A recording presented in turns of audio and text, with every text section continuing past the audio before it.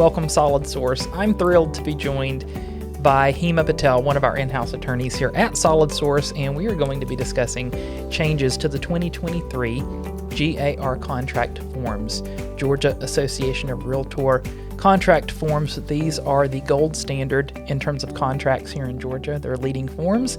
They are available to realtors and also any agent who has purchased a license to use the forms at forms.garealtor.com. So without any further ado, let's go ahead and hop into it. And the first change, Heema, you'll have so much more to add on this than me, but is disclosure of FIRPTA, affidavit requirement, has been added. And what it says is FIRPTA, or the Foreign Investment in Real Property Tax Act, is a federal tax law passed in 1980.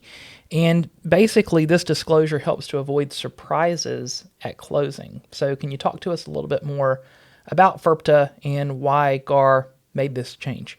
Sure. So FIRPTA is a federal tax law that basically says if you are a foreign resident or a foreign person, rather, then you are subject to at least up to or at least 15% of the purchase price, not the net gain, but the purchase price of the property. So as you can imagine, and the prices that we're seeing, in today's market, that is going to be a substantial sticker shock at closing if this wasn't already, disclosed to the seller that you're going to be responsible for this. There are a couple of exceptions to the FIRPTA tax withholding. And one of them is if you pass the substantial presence test, and there's a whole calculation you can find on the IRS tax website that basically says if the seller has been here or has substantial presence in the United States for a particular amount of time, they're exempt from that withholding. Typically, you're going to probably see that the seller has a tax ID or a social security number. That's usually going to be enough, but you'd always want to, share with them the calculation, and they'll have to determine that with their tax advisors. Another exemption is if the property is less than $300,000 or less, the purchase price, and the buyer is going to reside there as their primary, you use that property as their primary residence, and they're willing to sign what's called a buyer's FIRPTA affidavit, then the buyer would not be required to withhold that from the seller. Now, keep in mind, this is a buyer liability. So the U.S. tax law puts the liability on the buyer to withhold that from the seller. Otherwise, they're going to be liable for it if, the seller never files their taxes at the end of the year or tax returns and claims the capital gains if there are any. What about a 1031 exchange? That's a great question. 1031 exchanges would help them defer that tax liability if they were able to find a substitute property. Awesome. And as an agent, you are not expected to know all about this or to be an expert on this. There are certainly times when buyers and sellers ask us questions that we need to encourage them to seek out advice from the appropriate authority. Right. So this would be one that they would want to talk to a tax accountant about, and they can look up more independently. Exactly. And just keep in mind, if you are a buyer's agent and you know that there are foreign persons buying this property, you just let them know that down the line they may have to address this tax liability, and to make those preparations ahead of time. That may affect how the buyer takes title to the property, and we can go into that a little bit later in another segment, but that would be prudent for you to do as a buyer's agent. Nice. Now, another change that GAR has made, and I love all the changes this year, but they're really more clarifications. And so I think that these are going to be super helpful. But another one are fees paid by the buyer and the seller at closing has been clarified. So just goes over that the seller agrees to pay the cost of the closing attorney to prepare and record title curative documents.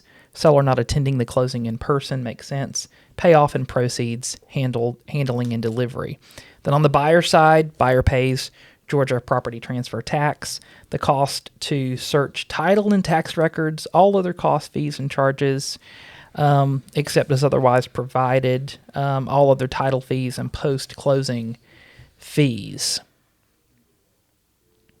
Anything you want to add on that? That's pretty straightforward. It's pretty straightforward, and this was always embedded in the GAR contract. It's just clarifying, it's just elaborating what those fees may be. Right. But, if you've been closing for a while, just know that this is how it's been handled by closing attorneys, for a while. So there's nothing new that you're going to see on the settlement statement because of it. Right. Now, when it comes to closing costs, it's important to remember that any unused portion of that contribution remains the property of the seller. For example, seller agrees to contribute $5,000 toward the buyer's closing costs, and their actual closing costs are only $3,500. That extra $1,500 is going to remain with the seller. A lot of times buyers can figure out a way to use it, but just know that any excess will remain with the seller. And if the buyer has agreed to pay commission in the buyer brokerage engagement agreement, and the seller is not paying the full amount, that difference the buyer could pay and could use, I hope I'm not making this sound too confusing, the buyer could use that portion that the seller has agreed to pay to go toward that. So seller agrees to pay $5,000 in closing costs, and maybe there's that $1,500 excess, but the seller's broker is not paying as much as expected.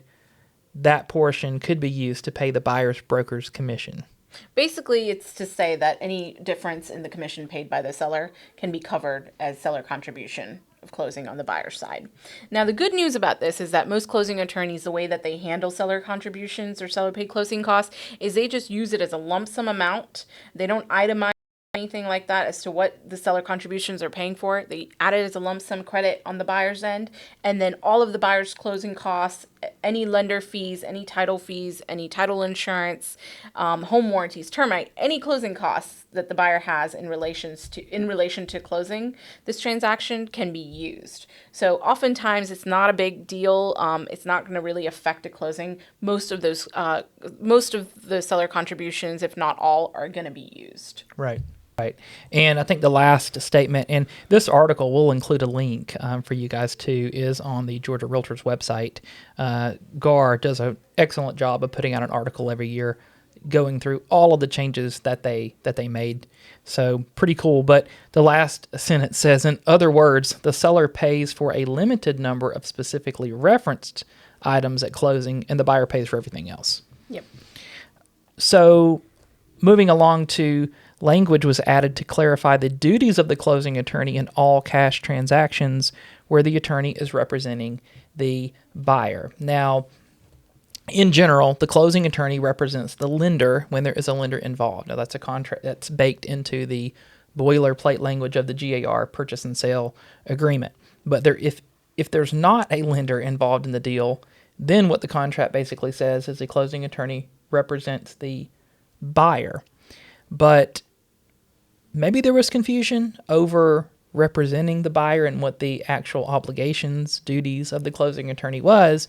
So really, when I look at this and what GAR has done this year, I think basically they are simplifying and saying, look, we are helping to facilitate the closing, prepare the documents, but we're not actually advising the buyer. What would be your take on this? I actually love this provision or this clarification because I think when you reference somebody as a client or that, hey, the closing attorney represents a buyer in a cash transaction, you think of it as an attorney, they're going to be advocating for me as a buyer. Right. They're going to be negotiating for me. They're going to be going to bat for me if there are any contractual changes. And so I think they were expecting closing attorneys to get involved in the transaction to, negotiate for them with other agents and sellers. And I love that this just limits it and it just puts it out there and says, listen, we're here to provide you with the closing documents, issue title insurance policy, and clear your title. We cannot negotiate on your behalf, and we're not representing you in the same capacity that you normally would be,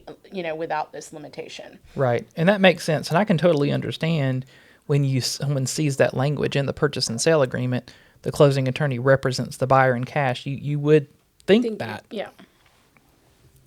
So great clarification there by GAR.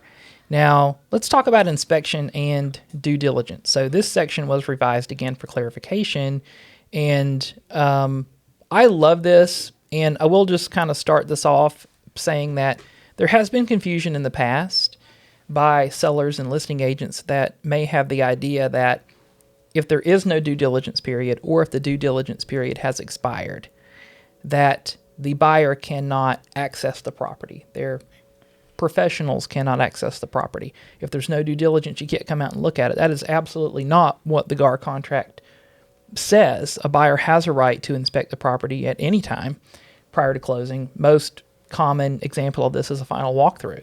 It's so common we don't question it. But buyers do have the right reasonably to access the property. So this clarifies that, and it also talks about damage to the property that may be caused. So rather than the buyer having the duty to restore the property, they actually pay the seller what the cost would be to restore the property to the condition that it was before the damage took place. Right.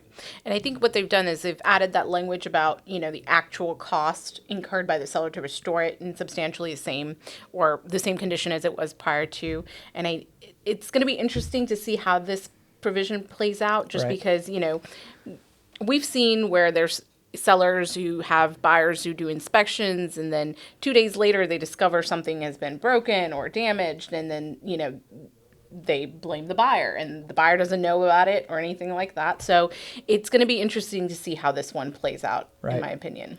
And it's usually, may not be the buyer. It may be their professional, again, Right. their home inspector or another professional that came out that actually causes the damage. But GAR made this section in their contract now in boldface, so that way it's a little bit more difficult later to say that you didn't understand it, you didn't read it. It's there, it's in bold. What GAR is saying is this change was made so the seller could control the repairs being made to the property. So instead of, hey, buyer needs to repair the property back to the same condition, the seller can be the one with those funds and in complete control of that. Now, the agency section of the contract was tweaked again for some clarification, because it really boils down to who the broker represents in the transaction, not just who the agent. The agent is an agent of their broker. So let's just say, for example, and this is an example that Seth Weissman, who is general counsel to GAR, recently gave in a class on this. He said, well, if the listing agent or the listing broker is Solid Source Realty, and we have a listing agreement with the seller, they are our client, and another agent with Solid Source Realty is working with the buyer as a customer, that technically the buyer's agent and the seller's agent are both working on behalf of the seller. Exactly. Because those brokerage relationships are through the broker. It's always been that way. It has always been that way. It's But just been clarified, I think, a little bit better. It's been clarified better. A little bit more on agency, just because it can be a confusing thing. Dual agency and designated agency. Now, at Solid Source, we do not offer dual agency. The Georgia Real Estate Commission themselves has even stated in their newsletters and so forth that they don't recommend it, even though it's up to the brokerage company to make that decision if they offer that or not. And that would be technically the same agent on both sides of the deal with the client relationship. If it's the same company on both sides, Solid Source Realty, and two different agents have client relationships, that is what we refer to in Georgia as designated agency. That would not actually be dual agency. Yep. And that's a good point, Derek, just because we have, Solid Source Realty Inc. and Solid Source Realty Georgia. Right. You're very rarely going to see that type of relationship or agency, because you're technically two different brokerages. It's not as common as you would think. Yeah. It really isn't, because of us having both of those companies, but it happens. And another point that Seth made was about transaction brokerage. And what is a transaction brokerage? A transaction broker is just a broker, an agent who doesn't represent anybody in the deal. Everybody's a customer. The example that I gave earlier about the listing company being Solid Source Realty and the buyer's broker being Solid Source Realty, but customer on the buyer side, that it's common for that agent maybe is working with the buyer to think, well, I'm a transaction broker in this, but technically they're not, because their company is representing the seller. But there certainly are times when a company is involved typically more for sale by owner, maybe a tenant's buying a property, where transaction brokerage could absolutely be the case. So, Yeah, I think great. the important thing to note is just brokerage agencies and brokerage agreements are between the broker and the client, not the agent themselves. So you have to look at that brokerage relationship. Absolutely. A unique feature of the GAR contract is the 8-day right to extend the contract. And GAR made a clarification on this as well and said, look, if the financing contingency has expired, the buyer or seller, but still has a right to use that 8-day extension for qualified reasons. It doesn't go away just because the financing contingency ended. So I personally didn't see too many issues with that. Yeah. Obviously, the GAR Forms Committee they listen to agents and brokers from across the entire state. So just because we haven't necessarily experienced that as a problem here in the Atlanta area doesn't mean that Savannah or Columbus or Athens hasn't experienced that. So that was clarified. What survives closing was technically clarified just a little bit to just say that to include buyer's obligation to indemnify the seller for damage done to the property by the buyer or the buyer's representatives. In general, nothing survives the closing unless we specifically state that it does. Mm-hmm. So even though we don't recommend repairs made post-closing, in the event we were doing an amendment for repairs post-closing, it would be super important. We would recommend that language be very clear on that amendment to state that it survives the closing. So moving along here to temporary occupancy agreement after closing, it was revised, and temporary occupancy is usually something that we really try to avoid. I would even say that in most cases, extending the closing date is better if you need to, so that possession really can be given at closing. A buyer moving in before closing is riskier, in my experience, than a seller staying in the property for a few days after closing. But this section was revised just a little bit as well.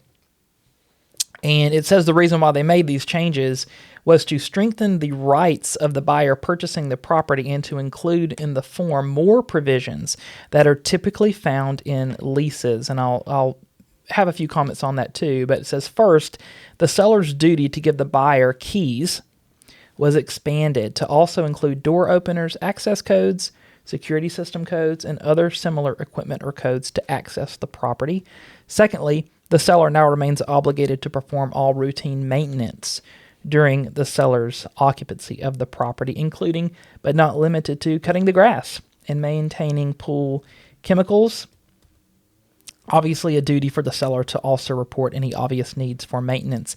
And then finally, a bold-faced disclaimer was added advising the buyer and seller to consult with their respective insurance agents. This is really important and something that I think can very easily be forgotten about when we are thinking about these temporary occupancy situations at first, but they have a duty to consult with their insurance agent to confirm that their real and personal property is insured during that temporary occupancy agreement. Again, we're not insurance agents, but still something important for folks to look into. Yeah, definitely. And I think buyers forget that because it's such a short period of time that the seller is retaining possession of the property, that really it's essentially you're entering into a landlord-tenant relationship at that point. Right. So those same classic provisions that you see in lease agreements, they should, I think GAR did a great job in including those in the temporary occupancy just to kind of elaborate on what those rights and obligations would be if you were under a landlord-tenant relationship. Absolutely. And one of the things that the form actually has listed on it is not to be used if the occupancy period is greater than 60 days, because at that point you absolutely would want to enter into a lease. And really, I think it has to do with most lenders are going to want you to take occupancy. Most lenders do have a requirement that if it's your primary residence, that you take possession of the property as a buyer within 60 days of closing out the loan. So if you're giving possession to the seller for more than 60 days, you can't obviously fulfill that requirement. So you would be in default or breach of your loan. Now, with the temporary occupancy agreement, another thing that GAR has done is they have clarified the holdover rent section. So if a let's just say the seller has temporary occupancy and it's for 5 days, and they now are thinking they may need a little bit more time, or maybe they just want a little bit more time. What is that penalty going to be? And what Seth has recommended is that that penalty be enough to deter the seller from staying there, because most hotels are going to be a couple $100s a night. So at least make sure that whole amount is that much so that the seller thinks twice. Maybe it's more affordable to go to the Holiday Inn or another hotel than it is to simply stay in the property. Yeah, I think it's important to note that the clause also mentions damages and expenses that are not related to just staying at a hotel or anything like that. It's, the cost of rescheduling the moving trucks or the delay in getting possession of the property, additional items that they may incur as a cost. And that holdover rent is only partially discussing those damages. Right. So, good stuff. So, moving along to conventional loan exhibit. Now, I really love what they have done with the conventional loan exhibit. For one thing, they've put all the blanks to be completed on the first page. So, yay to GAR for doing that. We've been kind of they've been playing around with that idea for a couple of years, and it's finally been revised to be this way. It's really important on these loan exhibits to include the big three or the big four. Yeah. The amount of the loan, the interest rate, term. Is it going to be your institutional? Is it going to be other or whatnot? Now, GAR made a change on the interest rate, and so now instead of it just being a blank, this is blank and then a percentage sign, it says not greater than the rate that's actually filled in, basically. So I think this is going to be extremely helpful, because especially when we're in a time where interest rates are kind of floating around a little bit, maybe it's 7 right now, but we're concerned it may be a little bit more, a little bit less, we can put a number there. So if the buyer's able to get that interest rate of 7 or less, then the buyer is covered, the seller is covered. It's only if the interest rate is more than that that the buyer may have a way out of the contract during their financing contingency period. Yep.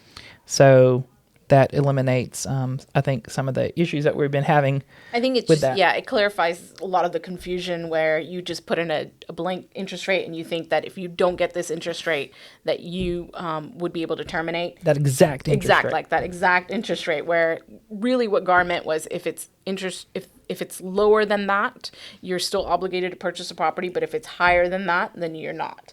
And I think this is doing the same thing. It's just putting it in clearer terms. Right. So. Well, we love clear terms when it comes to contracts. And just a reminder, do not put TBD, do not leave it blank. No. You need it to be a valid financing contingency. You would want to put that in there for your, you would definitely want to indicate that for your buyer. And as a seller, it would help you get a stronger buyer if that was indicated as well. Absolutely. And not to be fearful, but Seth has mentioned if one of those big 3, big 4 are not filled in, and maybe TBD is put there, the entire contract, if a judge or is looking at it, may determine that the whole contract's void, which that would not be fine. At least the contingency. So good deal. Now let's talk a little bit about the seller's property disclosure statement. So that was modified too. It says to clarify, once the property is under contract, the fixtures checklist cannot be rewritten or changed, or change what items remain with the property or goes without the permission and consent of the buyer. Sellers, of course, are required to update that seller's disclosure statement throughout the deal if things change. So, seller's property disclosure statement to update defects in the property does not extend to changing the fixtures and personal items. So, good job with that clarification there. Now, exclusive seller listing agreement, pretty common form to fill out when listing a property. They did add a new lead-based paint disclosure. So lead-based paint is a big deal. So EPA does require that if a property was built before 1978, it's considered a target property, before a buyer is obligated to purchase that property, they are required to receive a lead-based paint pamphlet and a disclosure from the seller revealing any information the seller has about lead-based paint. And GAR has a specific lead-based paint disclosure exhibit. So good tip here for listing agents: when you're listing a target property, go ahead and let the seller know that. It's baked into the listing agreement now. And go ahead and give them that exhibit. Have them fill it out now. Go ahead and make it an exhibit in an attachment to your listing in the MLS. It's actually not hard to do that pretty easily, and then that way the buyer's agent has it up front, because you don't want a buyer's agent to be in a situation where they have a buyer that wants to make an offer on a property and they need that lead-based paint. Maybe, we've told them, their brokers told them, they know from classes that it's so important, because the EPA can fine, I think it might be $16,000 per violation. Ned Blumenthal, when he's talked about this in the past over at Weissman, has called it the very expensive form. I think he may call it the $250,000 potential exhibit form. It can be very costly, long story short, to not get this right. So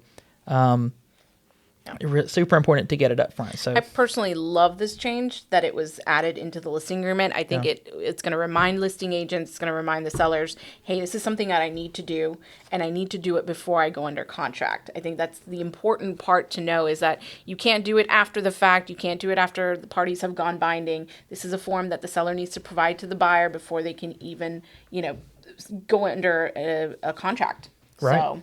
So, because even if you do it after the fact, you've already violated the lead-based paint, disclosure act. So it's absolutely the number one most important thing I would stress to agents, because it comes with a hefty price tag if you violate it. Yes. And if you are a Solid Source agent and you're watching this and you want further clarification or want us to review, these things further, please do feel free to reach out to us. We're always happy to help. That's what we're here for. So more clarifications here. So language was added to that listing agreement, so still within the listing, regarding brokers who are not members of an MLS.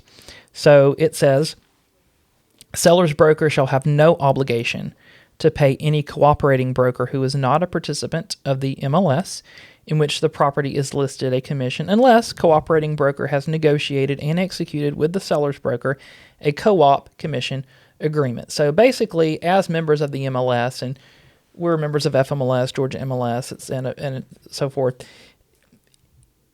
if the brokers are members of the MLS, you have that assurance that the commission being advertised is going to be paid. But let's just say that you are working with a buyer, and that buyer is interested in a property that's in an MLS that you or your broker is not a member of. We have no way of knowing what the co-op commission would actually be. Maybe there's not even a co-op commission. Maybe the buyer's willing to pay it, and that's great. But it would be really smart at that point, and I would recommend getting a co-op commission agreement signed to confirm. Because, again, you don't want those kind of surprises to come up after the fact. Yeah, definitely not at the closing table. Yes, definitely not for sure. So I want to move on and talk about the cash exhibit. Now, the cash exhibit is getting a new name this year, and it's going to be called the No Financing Contingency Exhibit. And maybe, all things considered, this is a more appropriate name for it, because it can be used when a buyer truly is purchasing a property with cash, or if they are electing to waive their financing contingency. And so, coming out of the extreme seller's market that we've been in for the past couple of years, negotiating is coming back and so forth, but we were seeing a lot of buyers using the cash exhibit who really it wasn't cash. They truly were just simply waiving their financing contingency, and they were using that form, which led to some confusion again. So again, GAR makes these changes based on recommendations and issues that they see to help everyone. So now it's going to be called the No Financing Contingency Exhibit to avoid confusion. But the form still will have the option that will allow the buyer to get a mortgage if that is what is selected.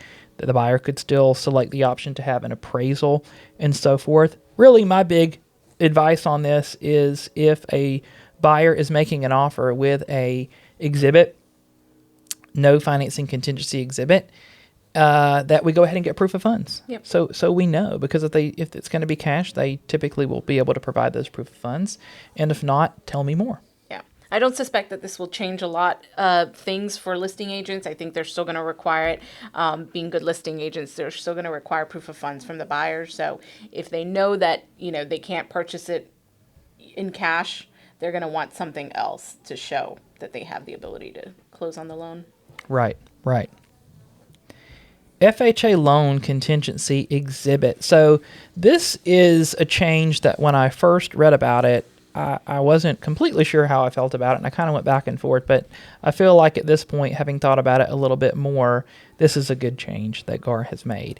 And so essentially, with FHA and VA, there is an appraisal contingency that's going to be baked into that loan exhibit. GAR puts all of their appraisal contingencies on the loan exhibits. And with FHA and VA, with FHA and VA, the appraisal contingency is called a mandatory clause. Mm-hmm. So that can trip a lot of us up because we're looking for a paragraph to specifically be titled appraisal contingency. And it's not. It's called a mandatory clause. And it basically would say that if the property does not appraise for the contract sales price, the buyer can walk away, basically is what it's going to say.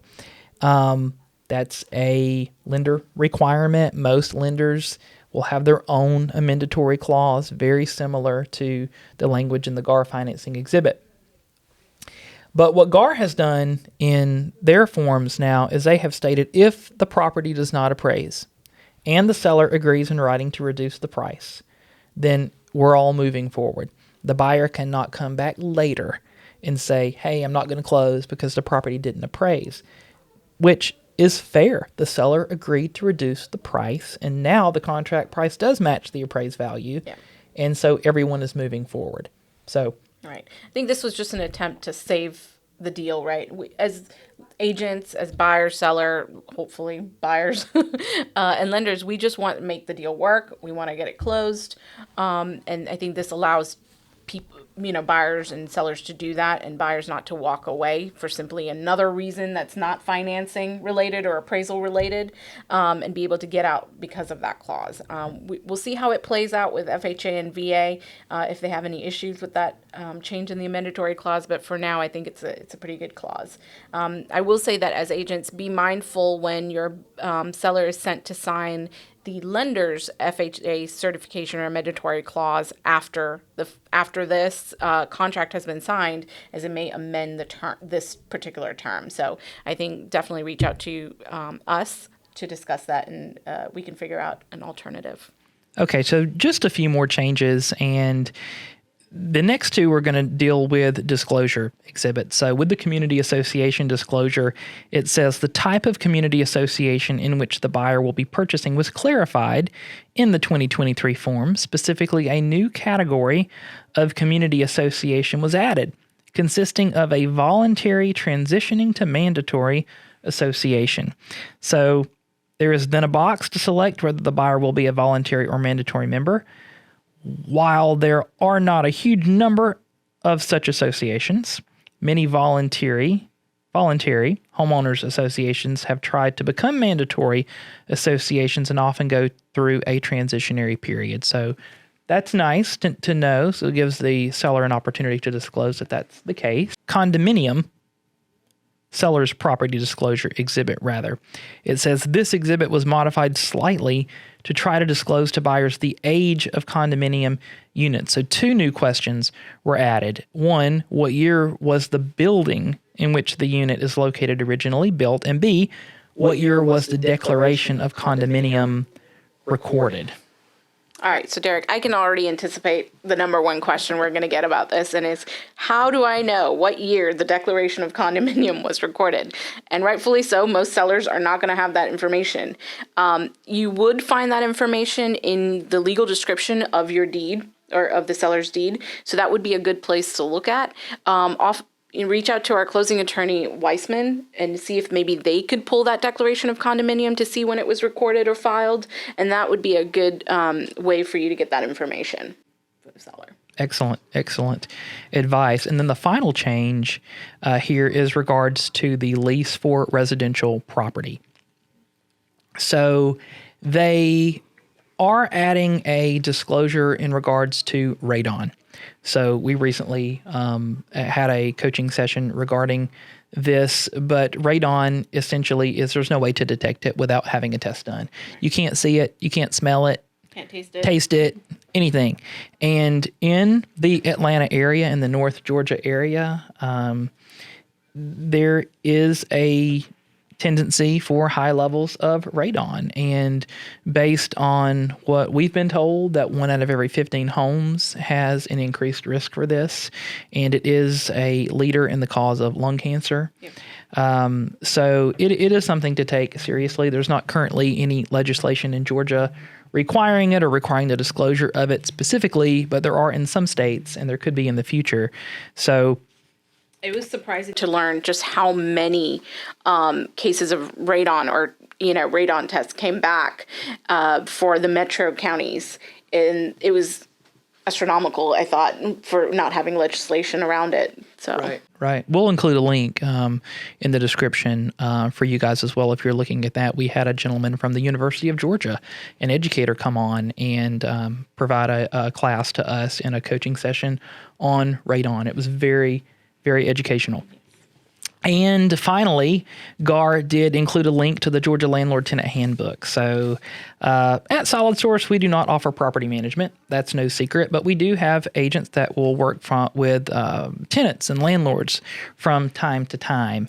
And essentially, the Landlord Tenant Handbook puts things in very simple terms, easy to understand, and goes over really just Georgia landlord tenant basic law that's so important. And so it's easy for folks to reach out to us with questions post leasing, and we're not necessarily experts on that, but the link to that Georgia Landlord Tenant Handbook can be very, very helpful to both tenants and landlords. Yes, and as agents, just be careful not to provide any legal advice unless you're a licensed attorney and you represent one of your clients in that capacity, but be careful not to advise them on any laws or rules that you think you understand about the landlord-tenant relationship. Right. Good advice.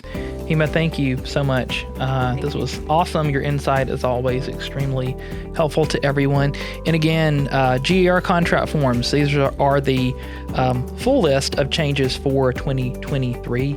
And again, we'll include a link to the full article in the description for you guys. If you are a Georgia Realtor, you have access to the contract forms. And if you are not, but you would like access to them, again, that website to purchase a license for the year is forms.garealtor.com.